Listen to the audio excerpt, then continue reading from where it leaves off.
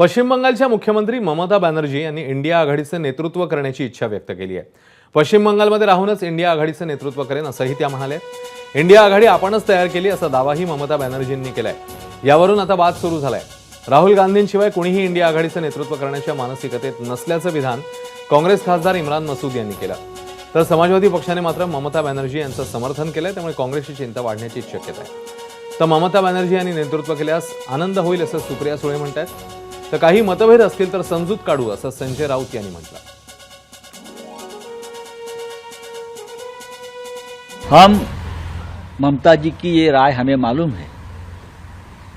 हम सब चाहते हैं कि ममता जी इंडिया ब्लॉक की प्रमुख घटक रहे, हमारे साथ रहे, चाहे ममता जी हो, चाहे अरविंद केजरीवाल जी हो, हाँ, शिवसेना हो, हम सब लोग एक साथ हैं। कुछ थोड़े बहुत अगर मतभेद है, हम खुद कलकत्ता में जाकर ममता दीदी से बात करने वाले हैं। लोकशाही टिकवण्यासाठी एक सशक्त विरोधी पक्ष हा कुठल्याही देशामध्ये असला पाहिजे असं आमची आग्रहाची भूमिका आहे। त्याच्यामुळे चेक्स अँड बॅलन्सेस किती यश आलं तरी समोर एक विरोधक असला पाहिजे। चेक्स अँड बॅलन्सेससाठी हे आपलं संविधान म्हणतं। त्याच्यामुळे जर दीदी ह्याच्यात काही पुढाकार घेणार असतील तर अर्थातच आम्ही त्याचं स्वागतच करू।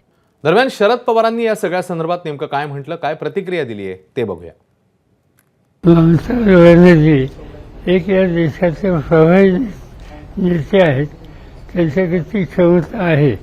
आज देशाच्या फायद्यामध्ये त्यांनी जे लोक निवडून पाठवले ते अतिशय कर्तबगार, जागरूक आणि कष्टाळू आहेत। त्यामुळे त्यांना म्हणायचा अधिकार आहे। एबीपी माझा, उघडा डोळे बघा नीट।